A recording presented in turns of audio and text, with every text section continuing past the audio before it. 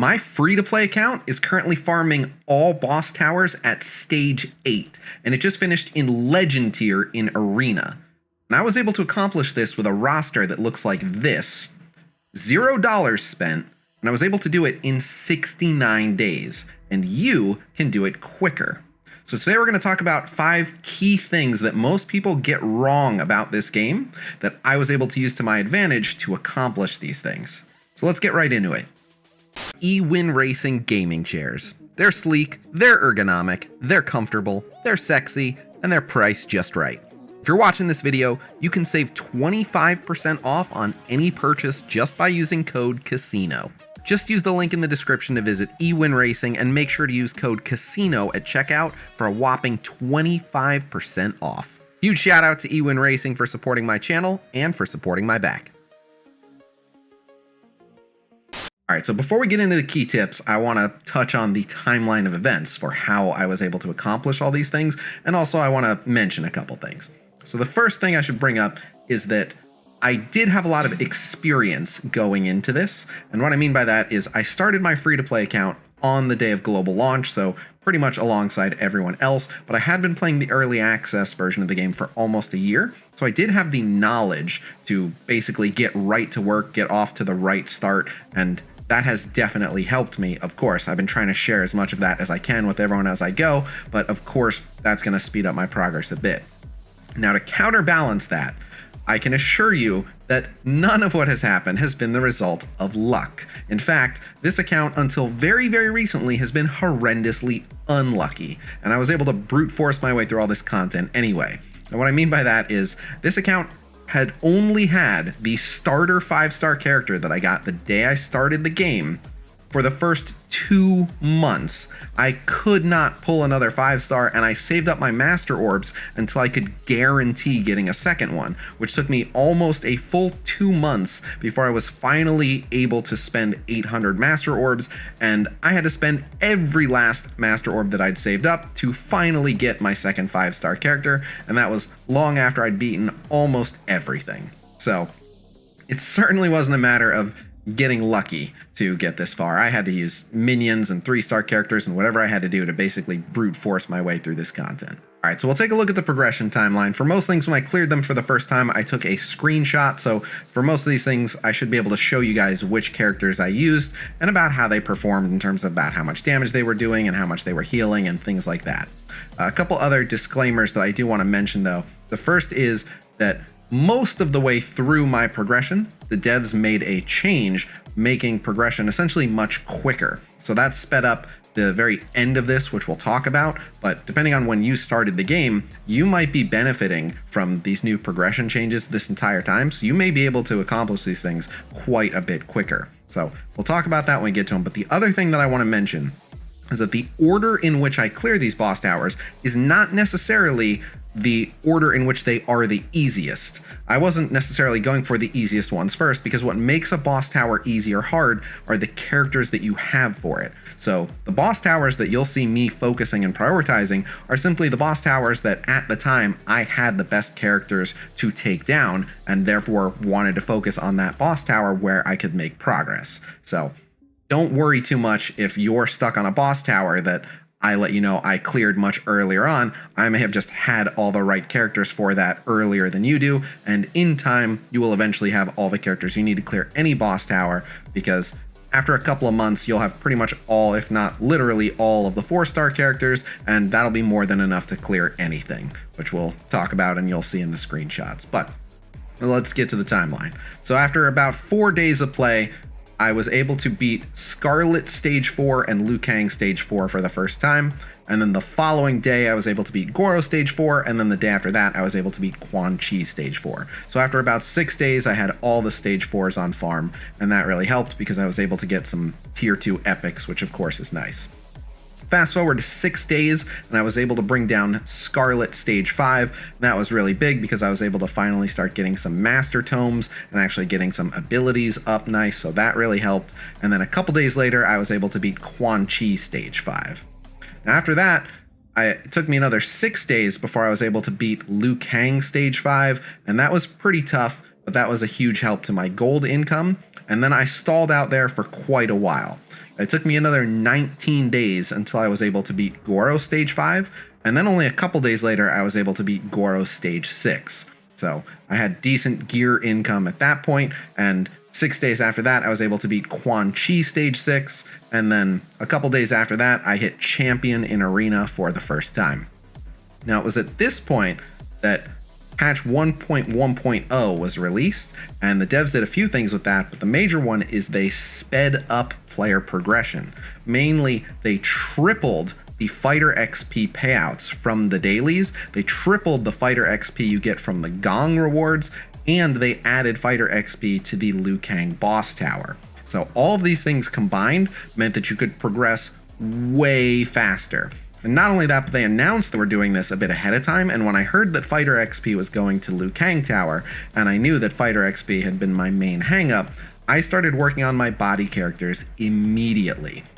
By the time that patch hit, I got right to work trying to clear Liu Kang Tower, and a couple days later, at this point, 54 days into account creation, I was able to beat Liu Kang Stage 6, and that kind of opened the floodgates. Now I had a reliable source of a good amount of gold and fighter XP. So a couple days later, I was able to beat Goro 7. That same day, I was able to beat Quan Chi 7. That same day, I was able to beat Liu Kang 7. And then a few days later, I was finally able to beat Scarlet Stage 6. The day after that, I was able to beat Goro Stage 8. The day after that, I was able to beat Liu Kang Stage 8. And that same day I was able to beat Scarlet Stage 7, and then a couple days later I was able to beat Quan Chi Stage 8, and then fast forward 6 days to Christmas Eve, and I was finally able to beat Scarlet Stage 8, and the same day, Christmas Eve, I was able to hit and finish in Legend tier in Arena for the first time on my free-to-play account. So not only is my free-to-play account able to farm all of these Stage 8 boss towers, but with the exception of Scarlet Stage 8, I have 3-starred all of the others, meaning I can auto-win all of those Stage 8s. So my resource income is absolutely maxed. This account is down to Stage 150 in Chasm, so I can farm Medium Relic XP. As I mentioned, it's Legend tier in Arena, so my crystal income is almost as good as I can get. I'm certainly not hitting Legend 1 or anything like that, but just getting a Legend tier payout is really, really useful. And obviously I've cleared all of Story, so my Gong rewards are as good as they can get. So when it comes to a free-to-play account, I've essentially beat the game for what's out there now. I still have tons of things that I'm still trying to collect and work on, of course, but I'm in a pretty good spot. So I just wanted to kind of give you guys an idea for the rate at which I was able to progress this account, but now we're going to talk about the key things that helped me to accomplish that most people just seem to get wrong about this game. So let's talk about that. So on the left side of the screen, I'll have some gameplay footage going showing the Stage 8 boss clears for all of the towers on my free-to-play account, but let's talk tips. Tip number 5, not all minions are trash. It is true that most of them are garbage, but that doesn't mean that they can't serve a purpose. Early on, the only mind tank that I had was the Shokan Defender, and I had to use him. I believe he's sitting at like level 60, and he has served me very well. Obviously, I abandoned him as soon as I got Noob Saibot, but until I had him, I relied on him. But the real minion MVP, and a minion that a lot of players sleep on, is Master Shaolin Monk. Master Shaolin Monk is a very, very competent healer, and not only do I use Master Shaolin Monk pretty regularly, but I literally relied on him for all of my late stage Liu Kang boss tower clears and all of my late stage Quan Chi boss tower clears. I could not have beaten really, really high level boss tower stages without the GOAT Master Shaolin Monk. So don't sleep on the minions. You want to avoid taking them up if you have an alternative, but if you don't, they can help you. Tip number 4, always outlevel whenever possible. And what I mean by that is there is quite a bit of content in this game that you can beat just by having the right characters at a really high level. They can have mediocre gear and mediocre abilities at times, but if they're level 100, they're still going to be really, really effective just based on their stats alone. So the best way to get characters high level is to refresh Liu Kang boss tower. And if you continue to refresh Liu Kang Boss Tower and really push Liu Kang Boss Tower and make that your tower priority, you'll be able to produce a bunch of level 100 characters who will do a pretty good job of taking down the other boss towers. So always look to out-level content when you can, and you do that by really devoting yourself to Liu Kang Boss Tower. Tip number 3, gear is real power. A lot of people think it's about which characters they have or which synergies, but at the end of the day, gear is real power. If I had an insane full set of level 15 gear, I could put that on just about any character and tear it up in the arena, because gear gives you crazy stats. To give you an idea, a single tier 4 weapon piece with critical chance as the primary stat will give you 30% critical chance just from taking it to level 15. And that's not even to mention the substats, where you can get a substat like 15% attack and 20% critical damage, 10% health. You can get really crazy substats. And that's just one piece of gear. You can get 6 pieces of that, plus the set bonuses. So really invest in your gear. Try to get the highest level gear you can as early as you can, and focus on taking up really good pieces. And then as the meta changes and new characters are released, you will already have really powerful gear that you can just switch right over to a new character. So take care of your gear. Your gear will always be good until you get better gear, in which case you can use your old gear to power up your new gear. So yeah, gear is real power. Tip number 2, wide roster is the way. A lot of people like to think about these games as, who should my main team be? I get that question a lot. Yeah, but what should my main team be? Here are my characters. What should my team be? And I always ask people, your team for what? Because there are so many different things to do in this game.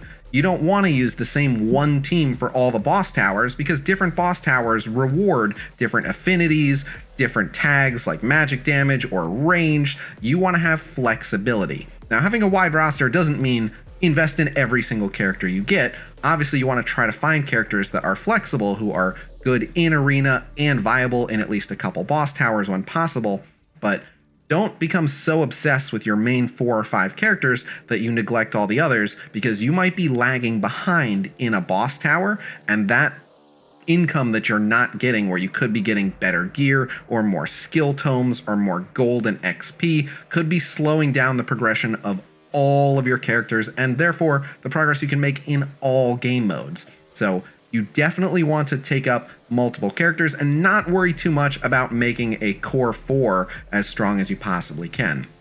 Not to mention that it actually does pay off in arena to have a wide roster, because you can be flexible. One of the easiest ways to beat more people in arena is to be able to counter more people. So I'll show you some screenshots here so you can see what I'm saying, but a lot of people have asked me, what's your arena team? I don't have an arena team. I look at what the enemy player is using, and then I look at which characters I can use that will counter them the best. And sometimes my team is completely different, but it doesn't matter, because I'm gonna win that match. And that is an arena advantage at the end of the day. So wide roster is the way.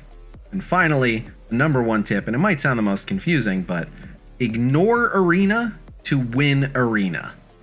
And again, I know how that sounds. A lot of people really like to optimize their accounts for arena, but in truth, the best advantage you can have in arena is having access to really high level characters with really high level abilities with really good gear, and you get all of those things outside of arena. So while it's true that arena does give you some crystals, at the end of the day, arena is going to make a difference of a day or two's worth of crystals. I mean, on average, you get about 100 crystals per day. If you average out everything, it actually comes out to closer to 200 by the time you're mid to late game. And we're talking like login calendars and spontaneous emails and all sorts of other things, achievements, but you get a good amount of crystals. So the amount of crystals you get from arena is not actually that much in the scheme of things. But if you're focusing on just making your arena team stronger, you are delaying clearing boss towers, and clearing those boss towers will just, from that point on, allow you to have a higher resource income of whatever that resource is. So the more higher level skill books you have, the higher level abilities your team will have, and they'll end up being stronger. So don't worry too much about arena. Worry about maximizing your resource income. And when you have tons and tons of resources coming in and access to tier 4 gear and access to grandmaster tomes and all these things, guess what? You're going to be a nightmare in arena just because of how strong you can make whatever characters you have. So focus on your resource income, and if you've done that, by the time you're ready to focus on arena because your resource income is good, you'll do just fine.